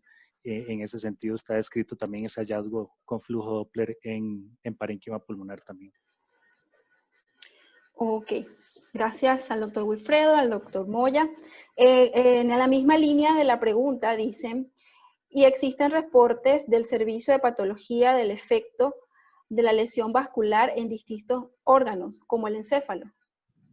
Sí, la respuesta es que realmente en las autopsias, empezando por los italianos, que dieron a conocer las autopsias realizadas a 50 pacientes hace aproximadamente mes y medio, en donde encontraron una gran cantidad de eventos microhemorrágicos en los órganos, infiltración, trombosis, inflamación, y esta inflamación no solamente abarcaba pulmón, sino que encontraron inflamación en intestino, encontraron inflamación en el hígado, en el vaso, trombosis de vena cava, y entre los hallazgos que se describen en las autopsias también encontraron datos de encefalitis y trombosis a nivel de senos durales. Así que se ha descrito una gran cantidad de hallazgos y evidentemente cada vez van a haber más reportes de casos anecdóticos de pacientes con COVID que desarrollan alguna complicación que hasta el momento no es conocida. Pero sí, efectivamente, sí se han reportado casos de infiltración del encéfalo por o durante la enfermedad viral. Ok. ¿Alguno de los doctores quiere complementar o podemos continuar a la siguiente? Ok. Es en la misma línea de la pregunta sobre los, pero esta vez es sobre el fenómeno trombótico. Dice, y me gustaría saber si el fenómeno trombótico puede ser suficiente como para alterar el valor del dímero D. Sí, la respuesta es sí. De hecho, que el dímero D es un marcador de severidad en conjunto con la medición de la interleuquina 6 y cualquier otro marcador inflamatorio que usted pueda tener a mano, por ejemplo, la proteína C reactiva. Incluso ustedes van a encontrar que mientras más aumento ustedes encuentren del dímero D en estos pacientes, junto con una interleuquina elevada, pues puede ser un predictor de mayor severidad, junto también con la medición del fibrinógeno, que también puede estar elevado, pero puede estar disminuido, y en estos casos, pues hablar también de una enfermedad protrombótica importante. Inclusive, en el servicio nosotros tenemos como protocolo desde que el paciente llega con datos de severidad mediante la clínica y la parte ultrasonográfica, tenemos la medición de todos estos parámetros, ¿verdad? Dímero E, PCR, interleuquina 6, y son factores que realmente ayudan un poco a definir la severidad. Sí, no podría decir que si tengo un dímero, por ejemplo, en mayor de 30.000, eso significa que vaya a haber trombos ultrasonográficamente. Probablemente no existe un número para definir a partir de cuándo se van a formar trombos. Como dijo el doctor Moya, son marcadores que todos en conjunto me van a ayudar para ver severidad. Ok, gracias. La siguiente pregunta, continuamos con el tema cardiovascular, ¿no? La afectación que tiene sobre la enfermedad o de algunos pacientes con patologías, patologías cardiológicas, y comentan: en virtud de la presencia de miocarditis en pacientes COVID-19, ¿han encontrado alguna diferencia de los hallazgos pulmonares en estos pacientes? Ok, por lo general, el paciente que presenta miocarditis por COVID va a ser un paciente que ya tiene una severidad bastante alta. Como dije anteriormente, ya cuando se da la presencia de miocarditis se ve afectada la función ventricular izquierda. Entonces, sí es un poco difícil ultrasonográficamente y clínicamente hacer la diferencia con, digamos, una falla cardíaca, porque ya el paciente está presentando falla cardíaca como complicación del COVID. Entonces, sí, digamos, lo que se podría, por lo general, cuando ya el paciente llega a miocarditis es un estado más avanzado. Entonces, si usted se va atrás y ha seguido el patrón que ha tenido ese paciente, y probablemente sea un paciente que tenía un pulmón A inicialmente, luego, como dijo el doctor Moya, empezó con un patrón B, ya tiene consolidados subpleurales y ya por último hace miocarditis, bueno, ya habíamos seguido la evolución del paciente. Pero sin embargo, si ya llega en ese estado tan severo al servicio de emergencias, nos va a ser un poco difícil hacer la correlación tanto clínica como ultrasonográfica de si realmente lo que tiene es una falla cardíaca, si realmente tiene COVID, ¿verdad? Y ahí entrarían en juego los otros marcadores. Y algo importante es que sí, la falla cardíaca no hace consolidados subpleurales, ¿verdad? Si usted empieza a ver consolidados subpleurales y hepatización, probablemente sea COVID. Aunque, como decía el doctor Moya, no dejan de existir las bronconeumonías, que un paciente cardiópata con una neumonía puede perfectamente entrar en falla cardíaca. Entonces, hay que tomar en cuenta todo este tipo de factores. Por dicha, en medicina debemos usar los hallazgos que normalmente se encuentran y no los hallazgos que encontramos en la mínima cantidad de pacientes. No es lo habitual, ¿verdad? Sin embargo, cuando se nos presenta este tipo de pacientes es interesante, y ahí es donde debemos utilizar realmente todas las otras herramientas que tenemos a mano, desde la clínica como laboratorio y todo lo que tenemos a mano, ¿verdad? Ok. La siguiente es: en su práctica diaria actual, ¿cuántos pacientes han descartado que sean COVID-19 por ecografía pulmonar? Bueno, esa es una pregunta difícil, ¿verdad? Porque es importante que recordemos que el ultrasonido no sirve para diagnosticar pacientes con COVID-19. El ultrasonido nos sirve para determinar la severidad de la enfermedad o del compromiso pulmonar o cardíaco, si es que le extendemos el ultrasonido a las cavidades cardíacas de un paciente sospechoso de la enfermedad. Eso significa que lo único que nosotros hacemos es que si el paciente tiene clínica, tiene antecedentes o tiene contacto epidemiológico o dependiendo del país en donde ustedes se encuentren, cumple con los criterios definitorios de la enfermedad, nosotros colocamos el ultrasonido y determinamos si este paciente sospechoso de la enfermedad tiene criterios de severidad, lo cual significa que va a ser admitido al centro hospitalario, o no tiene criterios de severidad, en cuyo caso uno podría egresar al paciente y mandarlo a un aislamiento domiciliar con una pulsioximetría diaria o rutinaria en su hogar, si es que el paciente puede hacerlo, para reconsultar en caso que sea necesario. Pero quizá el concepto más importante es que el ultrasonido no sirve ni para rule-in, es decir, ni para meter pacientes como COVID solo por el hecho de tener cambios pulmonares, ni para descartar la enfermedad si no los tiene, porque eventualmente podemos tener pacientes que en el curso clínico de su enfermedad nunca pasaron a una fase pulmonar, sino que siempre se mantuvieron en una fase en donde no hicieron cambios pulmonares o en donde no tuvieron una manifestación pulmonar severa que ameritara incluso que el paciente consultara, y ahí tenemos muchos pacientes que son asintomáticos y que eventualmente tenían la enfermedad, pero no tenían hallazgos pulmonares significativos. Entonces, el concepto sería si en mi experiencia yo he podido mandar para la casa pacientes que sean sospechosos por ultrasonido, la respuesta es sí, sí se puede, porque el triage está destinado precisamente para eso, para que usted pueda egresar pacientes que no tienen cambios pulmonares a pesar de ser sospechosos, luego de tomarle la prueba, si es que el paciente cumple los criterios, o hacerle el hisopado, o medirle la prueba en sangre, lo que ustedes quieran, o tengan como parte del triage diagnóstico que utilicen en su hospital. Ok, muchas gracias.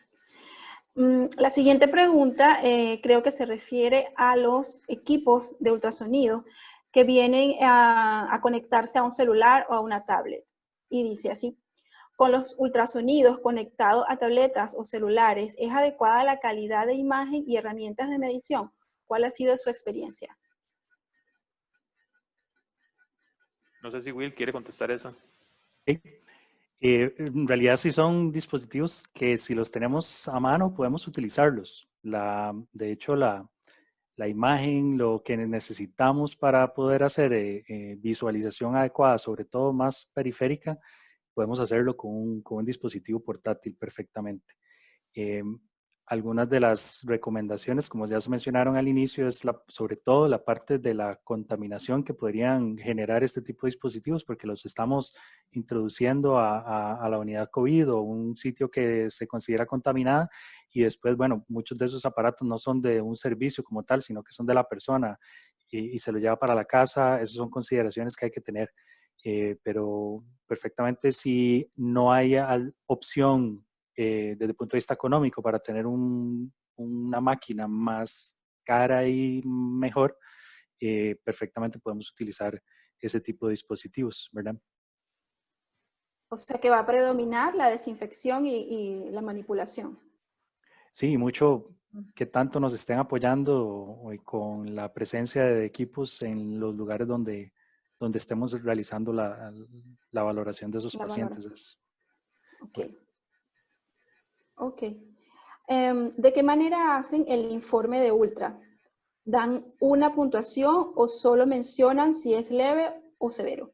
¿Leve, moderado o severo? Eso es muy, vamos a ver, muy personal, es muy de cada centro. Lo ideal sería realizar una tabla donde tenemos los cuadrantes. Entonces, cada uno de los lugares tiene que decidir con cuántos cuadrantes quiere trabajar. Y eso es algo muy importante, que todos en el servicio estén de acuerdo con eso.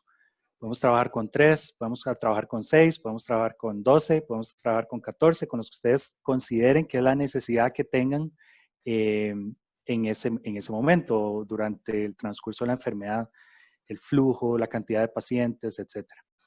Se puede usar cualquiera de las definiciones. Probablemente la numérica le dé a uno algo más tangible y colocamos un 0 cuando tenemos un patrón A, un 1 cuando tenemos un patrón B, cuando tenemos un patrón B' o B2 o B+, colocamos un 2, y cuando ya tenemos consolidaciones o derrames pleurales colocamos un 3. Pero igual, eso es arbitrario. Usted puede poner 1, 2 o 3, puede poner A, B, B+, A, B, B2, B1, B2, ¿verdad? Es mucha decisión de la estandarización que ustedes quieran darle en el centro. Una vez que se hace la tabla, entonces usted coloca, bueno, cuadrante anterior superior, cuadrante anterior inferior, cuadrante lateral superior, cuadrante lateral inferior y los posteriores. Y usted coloca entonces la numeración en cada uno de ellos según los hallazgos que encontró. Y pues hace el reporte. Evidentemente, a mayor número, vamos a tener mayor severidad de la presentación de la enfermedad. Pero no podría yo decir, bueno, lo que hay que hacer es esto, ¿verdad? Sino que cada uno tiene que buscar el mejor lo que mejor se adapte a lo que están haciendo, porque todos los centros de salud en toda Latinoamérica son diferentes, entonces es difícil como dar una recomendación única, pero cuadrantes, una numeración o un valor que tenga, que usted pueda saber que ese valor es avanzado o no en la enfermedad y pues hacer entonces el reporte al respecto. Ok, digamos que entonces todavía no hay un consenso a nivel de Latinoamérica para... ¿Y, No, en no lo otros hay. ¿Y en otros países, doctor? Igual, vamos a ver, probablemente la forma más sencilla de ver la severidad de la enfermedad entre un número mayor va a ser probablemente ese paciente que va a necesitar cuidado intensivo más realización del triage con la valoración clínica, semiológica y epidemiológica.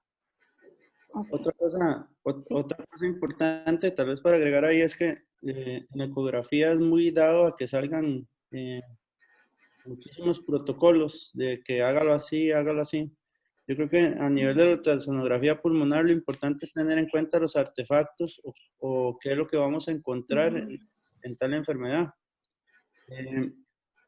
Como decía el doctor Gómez, es importante la identificación, en este caso de líneas B y de consolidados subpleurales, porque eso es lo que nos va a ayudar realmente, sea cual sea el protocolo que utilicemos, si realmente es una enfermedad leve, moderada o severa, ¿verdad? Entonces, lo importante es reconocer los artefactos o los hallazgos que realmente me sugieren que esta enfermedad está. Ok. La siguiente pregunta, se habla de líneas B3 y B7. ¿Dónde y cuándo aparecen? Ok, lo de líneas B3 y 7 realmente era una nomenclatura que se utilizaba para diferenciar las líneas B cuando eran por edema pulmonar versus cuando eran por enfermedad fibrótica de la pleura, por ejemplo, un EPOC, ¿verdad? Una fibrosis pulmonar. Entonces se hablaba que realmente era B3 cuando era un edema pulmonar y un B7 cuando era fibrosis pulmonar, pero realmente esta nomenclatura ya se está dejando de utilizar, puesto que se ha empezado a ver que inclusive estas enfermedades ya combinan no solo la presencia de líneas B afluentes, sino que líneas B confluentes, que son líneas B que salen todas del mismo lugar. Entonces realmente este patrón ha estado en desuso, pero se utilizaba antes para hacer la diferencia de B3 en edema pulmonar y B7 en fibrosis pulmonar. Y lo que se habla es que era que entre cada línea B había 3 milímetros o 7 milímetros. Pero realmente es algo que está dejándose de utilizar. Ok. Continuamos. Entonces, dice, ¿se podría usar el valor del dímero D como tamizaje? Como tamizaje de la enfermedad, no, pero como tamizaje de la severidad, sí. De hecho, que el protocolo de pacientes ingresados en nuestro hospital con sospecha de COVID-19 incluye la toma o la medición de interleuquina 6, la medición de fibrinógeno, la medición de dímero D, para determinar cuáles pacientes tienen un riesgo aumentado de tener un curso clínico más severo de la enfermedad y a la postre, pues un ingreso temprano a la unidad de cuidados intensivos. Pero como screening diagnóstico de la enfermedad, no. Ok. Otra pregunta, ya nos queda poco tiempo, ya vamos a culminar, vamos a tratar de hacer las preguntas que nos quedan en unos 5 o 7 minutos. ¿Qué ultrasonido se recomienda para hacer el estudio con facilidad y que sea fácil de desinfectar?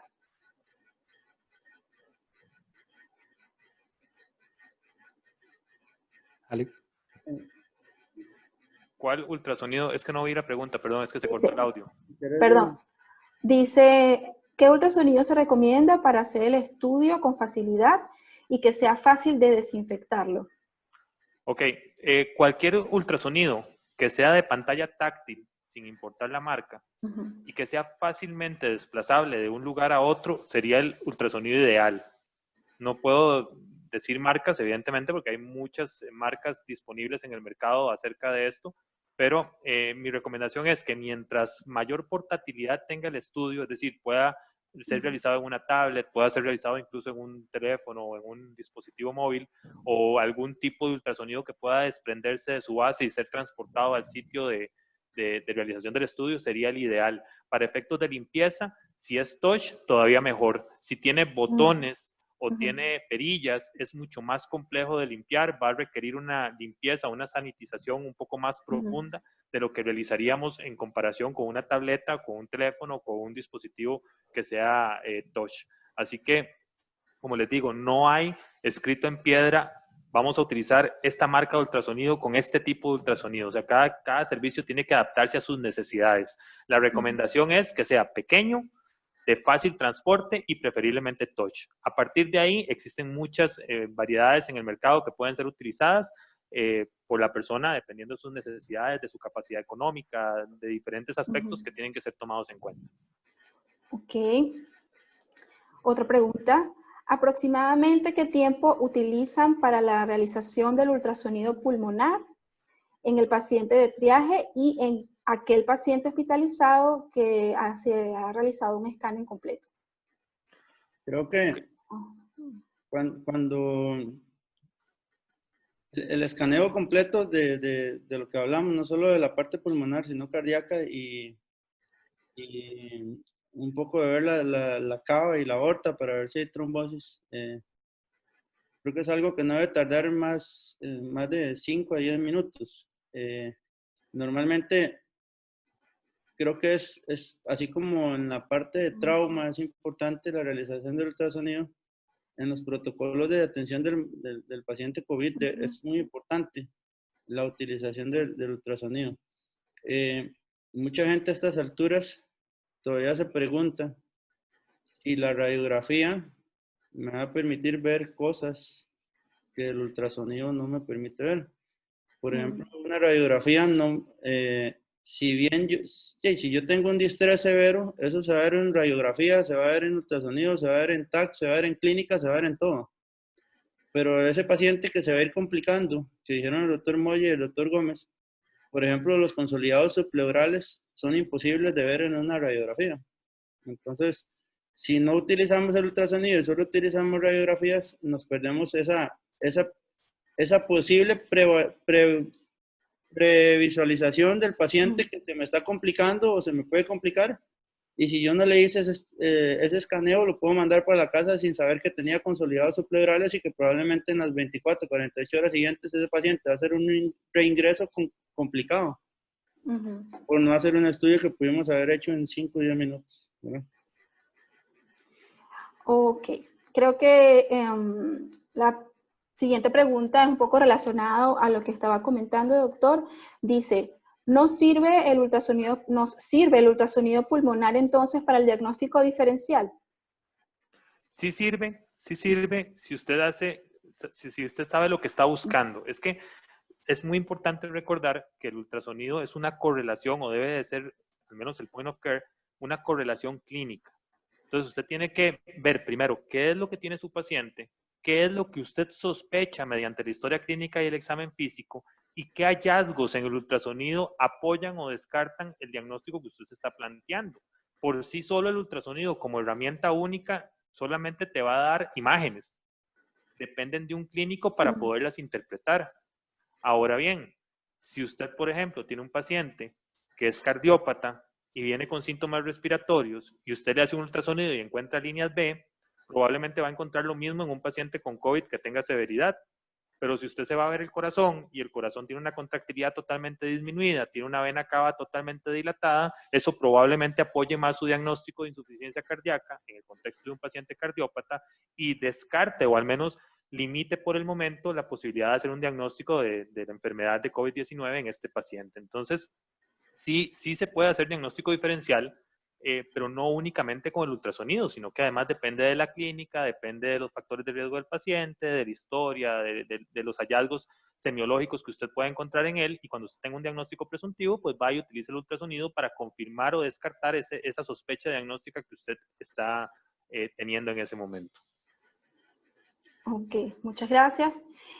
Bueno, voy a hacer la última pregunta. El resto de las preguntas las vamos a tomar, las vamos a anotar para responderlas vía email.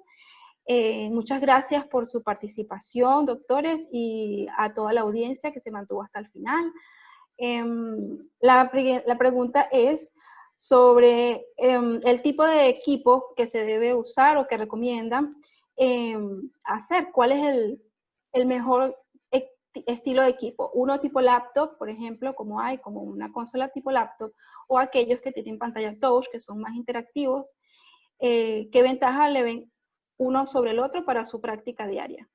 Bueno, yo creo que ya esa pregunta la habíamos contestado en la respuesta anterior, en donde los equipos touch y de fácil manipulación y que sean sencillos de transportar son los mejores sobre los aparatos grandes, a pesar de que dan una mejor imagen o pueden permitirnos medir diferentes cosas, pues para el efecto práctico, que es lo que queremos utilizar en el servicio de emergencias, es un diagnóstico rápido y preciso, pues cualquier equipo móvil touch es adecuado. Ok. No sé si nos queda tiempo para una pregunta más, tal vez. ¿Quisieran una sola más? Hay muchas. La audiencia está muy activa. Dicen, ¿algún cambio en los hallazgos en pacientes embarazadas del tercer trimestre y COVID?